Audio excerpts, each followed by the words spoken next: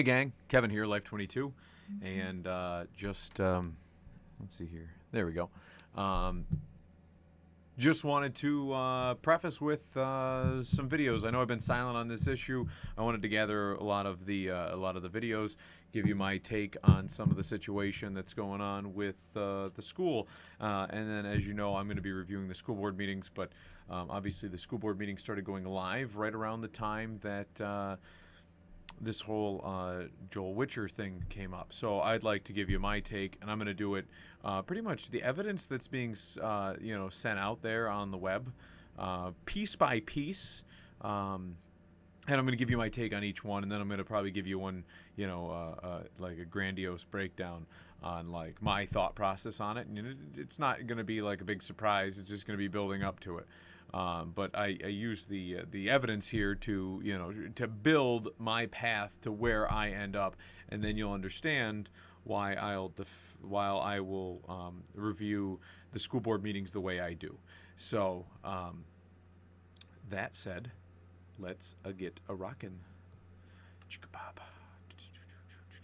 So yeah, sorry gang, the bag man, Phil, left my office in a little bit of disarray. I'll yell at him. So him or his wife will be here this week to review the Common Council meeting. I just don't have time. Let's call it time. So here we go. Here's the first video that we found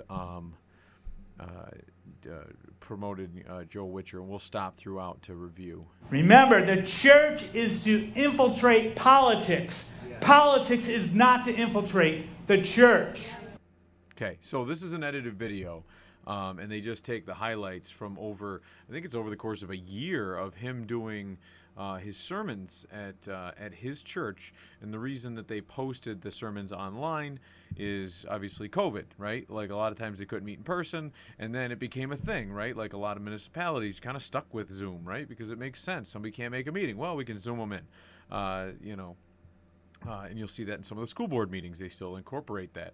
A lot of the churches stayed with it for people that were stuck at home. Maybe they're on COVID quarantine. Maybe they're out visiting family, but they still want to be able to have their time at church. And so watching a church podcast, in a way, allows them to commune with that. Also, as most of you know, I'm a religious guy in terms of our church, the Order of Tempus, the Church of Drinking, and which is a legitimate religion and a legitimate church. It's very freedom of speech, freedom of religion, American constitutional rights. Just a lot of that. A lot of what the country is founded on is a lot of what our church is founded on. But I wouldn't call our church religious in the Christian sense, right? Like it's not really. There's no real a God or it's anything like that. But it is non-denominational, so you could be a part of us and still be a part of any Christian, Muslim, Jewish, whatever religion you choose to be a part of. You could also be a part of us, because essentially, if you don't agree with a lot of the things that make this country what it is, then most of those churches embrace that. Most of those synagogues, most of those mosques embrace that. So Druid shrines embrace that, and that's why we're here. This country was founded on religious freedom, and that's where we'll get into in this video clips. So to repeat, Remember, the church is to infiltrate politics. Yeah. Politics is not to infiltrate the church. So they took that clip right there, and it sounds bad, right? The way they start the clip, it's taken out of context, right? So I understand what he's saying from a cultural standpoint, right? Like, culture. Politics is downstream from culture. So you change the culture, you change belief systems. Politics then change down the road, right? You you manipulate someone's cells, you change, you manipulate their DNA, that becomes something else, because it's, you change one little thing that makes up something bigger, or makes up something that is downstream of it. You piss in the stream up here, it will cause an effect down here. Religion should have its, they're saying religion should have its place in the hearts and minds of every person, would have their own individual religions. That's how it would infiltrate. Now, if you have a bunch of people that believe the same way as you do, I mean, essentially that could also be another construct that would infiltrate. But it's not an infiltrate in the same way that, like, a terror cell would infiltrate the school district. And that's how it's being portrayed here, which is highly incorrect. People will view this, this is, so the schools shouldn't infiltrate the church, right? Schools don't do that, but the church should be able to infiltrate the school. Like, if you have a Muslim child and they need to take their, they have to do their prayers a few times a day, or even the Jewish child, they have prayers throughout the day they have to do, and you can't stop them even if it is a public school. That's just how it is. So that in it itself is how it would infiltrate the school. I think they're using infiltrate in a negative term here, or at least that's how they're trying to portray it. And so, that said, I've had another point to that too, and now I'm drawing a blank. So, but yeah, no, I mean, if back in the day, let's say you were a Christian and you'd said, Bill's a God-fearing person, and, Jeff or Jim is a godless person, right? Well, like, a lot of times, like, when you have a religion, you have a sense of duty, a moral code. And if you're a godless person, assuming a religious-less person, you might not have the same moral code, if one at all, at which point you literally are relying on the law to create your moral code. Like, I shouldn't kill anybody. Like, that's why religious code was there first. It was the first form of law, right? So, I mean, a lot of religious people, they usually have a better moral code. They have a better understanding of duty and honor and things like that. So, I mean, I'm not going to knock anybody. You know what I mean? Like, I might not subscribe to people's religion, but I'm not going to knock it, because a lot of those people, they're way stronger people than I. So, but yeah, so to think that they're going to infiltrate the school. And so that was my other point. Secondly, let's talk about how this leftist indoctrination has already infiltrated the school system, right? Like, oh, we can't have any religion. Religion is bad. Secularism. I'm not a huge religious person, but in the Christian sense of the word. But what I would point out is that the fact that, like, everybody is saying religion is bad, it's in essence, they're dismantling religion because they're trying to dismantle the United States of America. They wanted to reform how it is, right? So you remove it from the schools, then now all of a sudden you can put whatever you want. You can infiltrate the school with whatever you want, because there is a void now.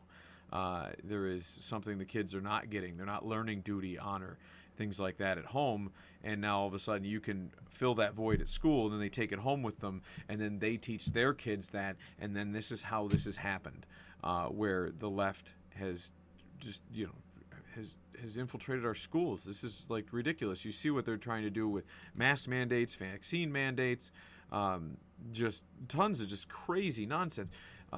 Safety is the big thing, right? Safety. Word. Safety is just a guise for stealing your freedom. That's what it is. You can't, my kid has to be safe. Well, yeah, but would you rather have your kids be slaves to a communist machine, and safe, which eventually they don't become safe because they work in the work labor camps, or free and be at a little more risk? I would rather have my kids at slightly more risk but free, because would rather choose death than not be free. So, going on to that. So they've already infiltrated the school. Now they're like, oh, he's trying to infiltrate the school. Why? Because you're already there doing horrible things.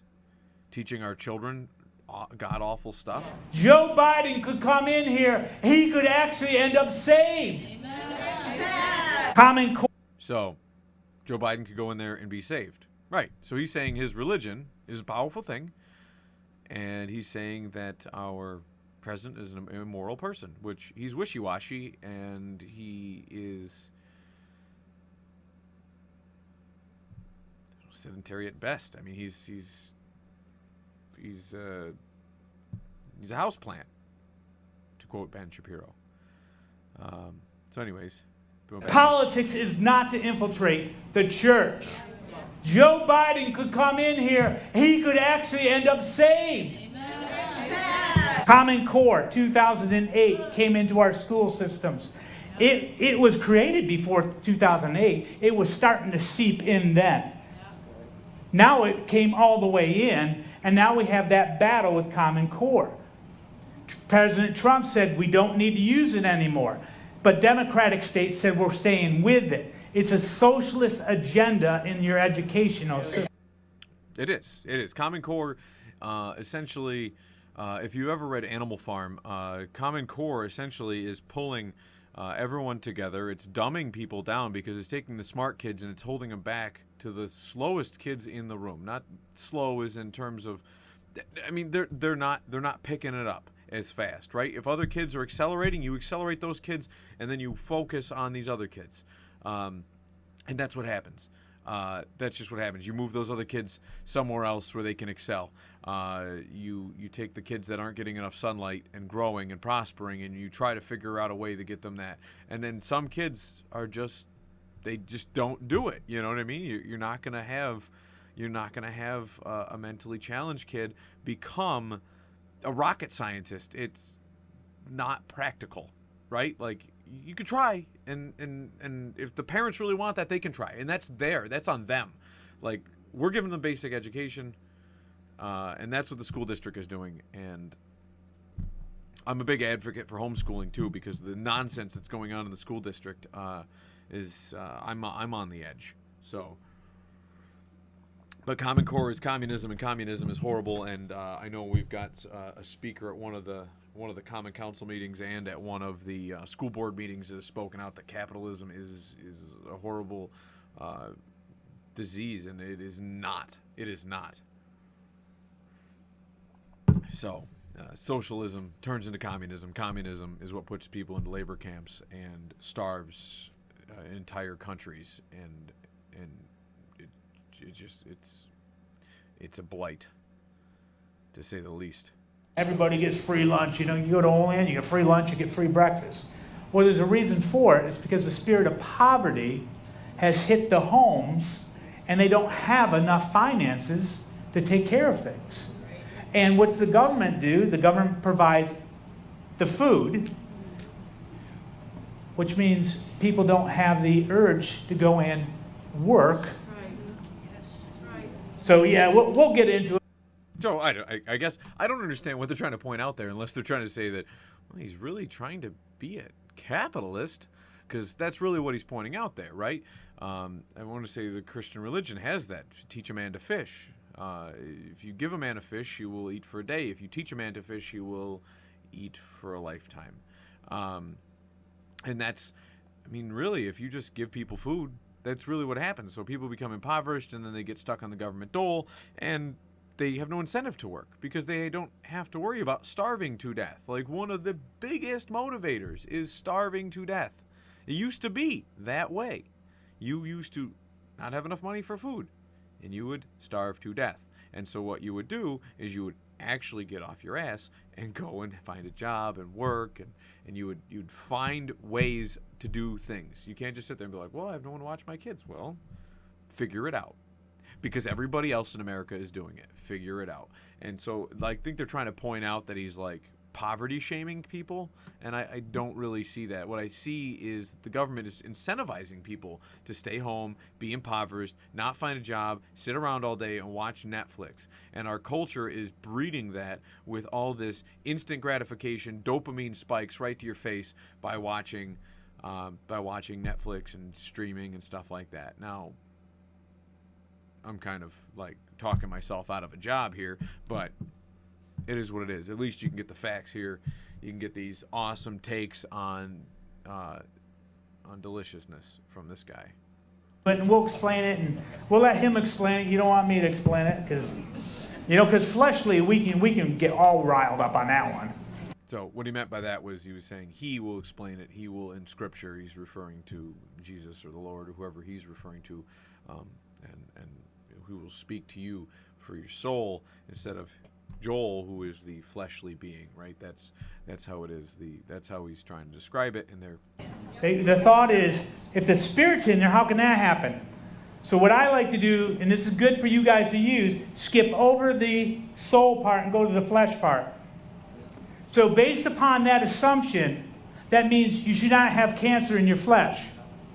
You should not have diabetes in your blood. You should not be susceptible to COVID.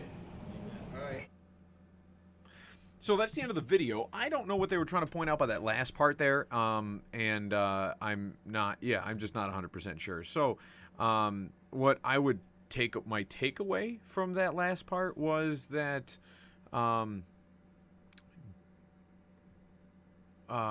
it's completely taken out of context. So without knowing the context, it's hard to say. But my best grasp on what he's discussing is that if you were to solve all your problems in the soul, then you move, because body and mind, really. I mean, if you fix all the problems in your mind, most of the bodily problems either can be easily figured out or will go away.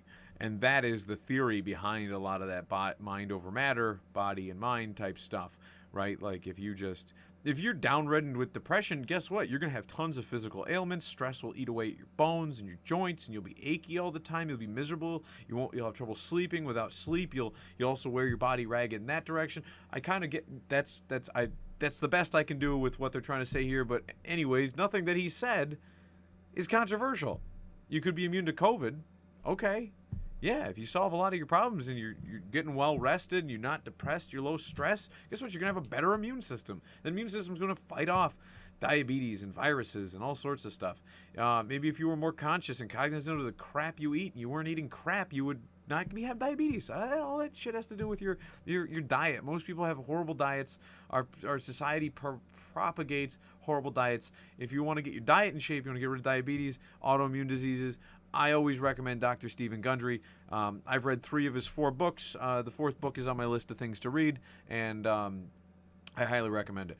But with that said, this is Kevin tuning out. As you can see, this first piece of evidence, I don't really know why anybody would get in a tizzy over what he says there. I downloaded a bunch of other videos. So let's see. I think there's something anti-Muslim, so he says, but that's what I heard. I don't know. We'll watch the video. We'll watch the video and we'll find out. So this is Kevin tuning out. We will see you guys probably here shortly in the next video series on this Kevin's take on the J.Whitcher scenario.